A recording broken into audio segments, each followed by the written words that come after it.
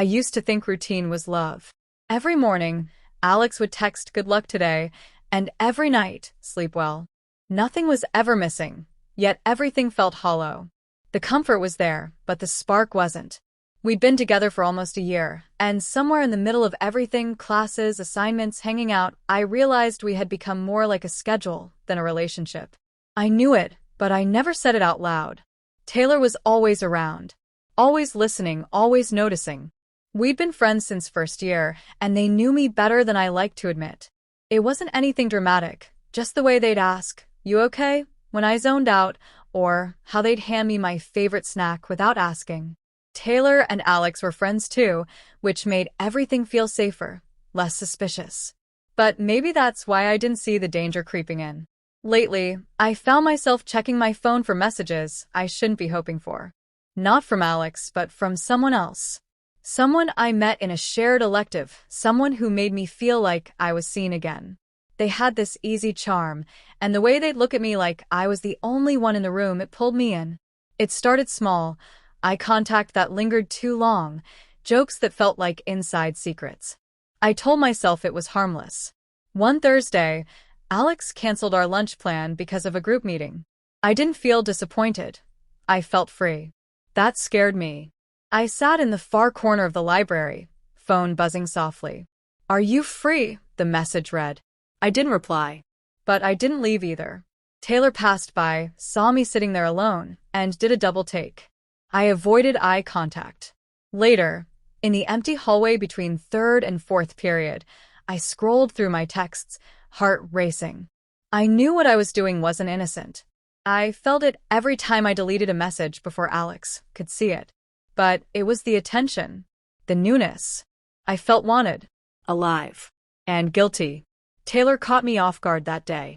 I was in an empty classroom near the back of the science wing, replying to a message with a smile I couldn't hide. I didn't even hear the door open until I heard Taylor's voice. "Didn't know you had this period free." My hand snapped back from my phone like it had burned me.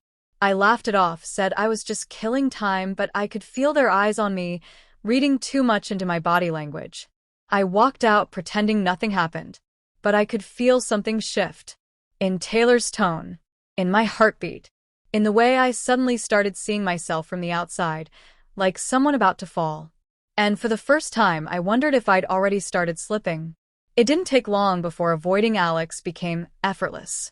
I told myself we were both busy, that things were just tense because of exams. But the truth was uglier.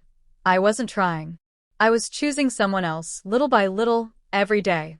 And they were choosing me too, with every message, every stolen glance in the hallway. It wasn't loud. It was quiet, deliberate, calculated. A thrill I hated myself for craving. There was this one moment, after school, just us in the art room, lights low. They leaned in closer than they needed to, breath warm near my ear, as they said something completely forgettable. I didn't remember the words. I only remembered the feeling. That instant my body froze, but my heart didn't. It raced. And I didn't pull away. I laughed instead, softly, like nothing was happening, but everything was. I kept telling myself I hadn't crossed a line. Not yet. But I was standing right at the edge, toes curled over the border. Every conversation with Alex started feeling like a chore, like a performance I didn't believe in. I gave half answers, faked smiles, and blamed stress. Alex never pushed. That made it worse. Their trust was like a mirror I kept cracking, quietly, hoping it wouldn't shatter before I was ready to face it. Taylor noticed. They always did. I caught them watching me during lunch, eyes flicking between me and my phone. I felt exposed every time I laughed at a text I couldn't show. "You've been weird lately," Taylor said once. I shrugged. Just tired. It was a lie, and I could tell they knew it. But they didn't push either. Not yet. One afternoon, Taylor saw me slip out of class early. I didn't lie about it. I just walked past them like I had somewhere better to be. And I did. I met the other person behind the auditorium. It was quick. Just a minute. Just a touch on the arm, a laugh, a look. But that minute stretched into something permanent in my memory. I told myself again that it didn't count, that it wasn't cheating. No one saw. No one got hurt, but someone did see.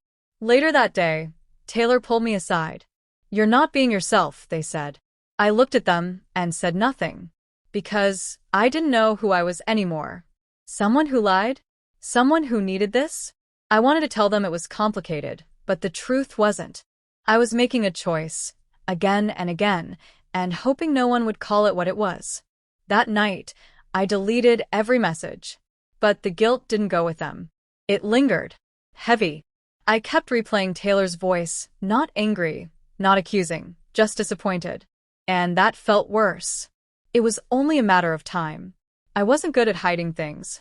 And Taylor wasn't good at pretending they didn't know. Everything unraveled faster than I expected. I started slipping, missing small details, forgetting lies I told. Alex asked why I hadn't replied all afternoon, and I said I was studying, but I'd already posted something from a different part of campus. Taylor saw it.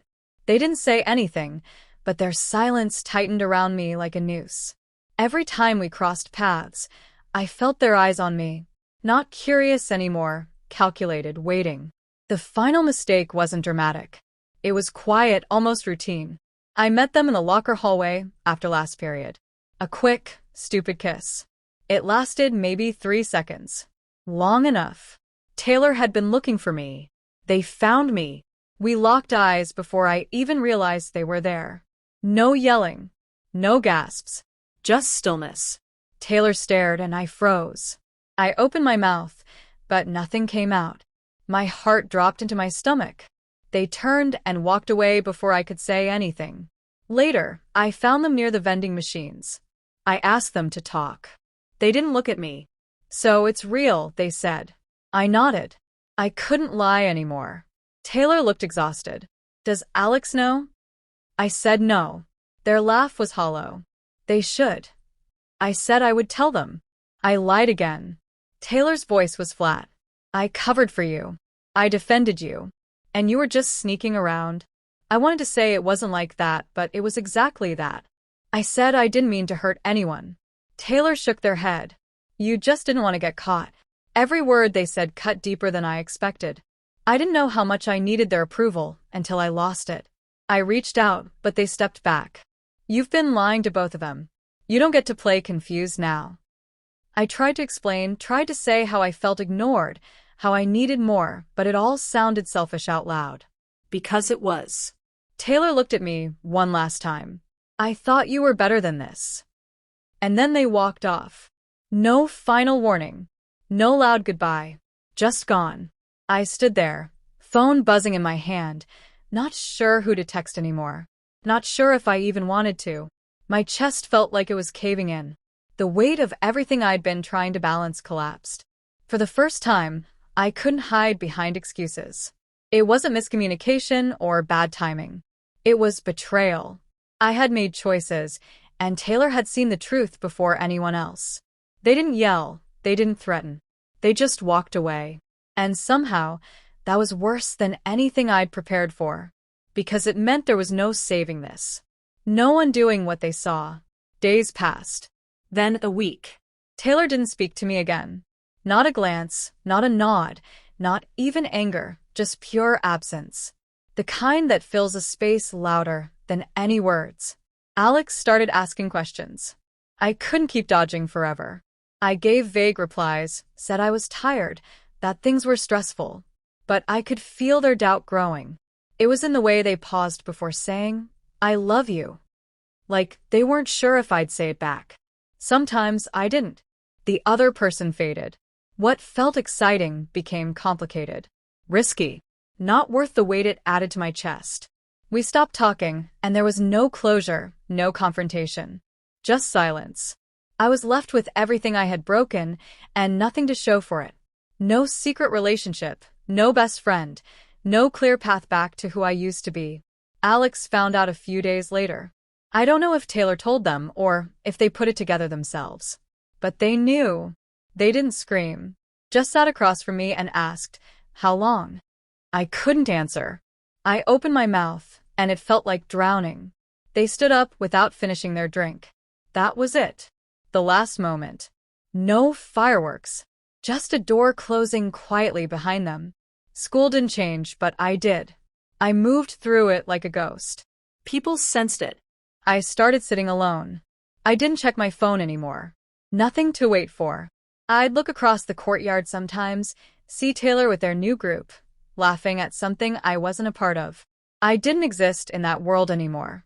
I tried writing a message to them once. Deleted it. What would I even say? Sorry I destroyed the trust you placed in me? That I missed them? That I hated what I did? None of it mattered. Apologies can't rebuild a bridge you burned twice. The worst part was realizing I couldn't undo any of it. I used to think making a mistake meant you could fix it. But this wasn't a wrong answer on a test or forgetting a birthday. This was deeper. This was who I had become, even if I didn't want to admit it. Someone who lied, who betrayed, who didn't stop when they should have. Sometimes I wonder what would have happened if I'd pulled away sooner. If I'd talked to Alex, been honest with Taylor, chosen differently. But those questions don't matter now. The damage was done. And the silence that followed wasn't just from them. It lived in me too. I walk the same halls, see the same people, but nothing feels familiar. I traded two people who cared about me for a rush that lasted seconds. And now, I live in the echo of what I lost. I thought I was chasing something real. But all I did was prove how easy it is to lose everything when you stop looking at what you already have.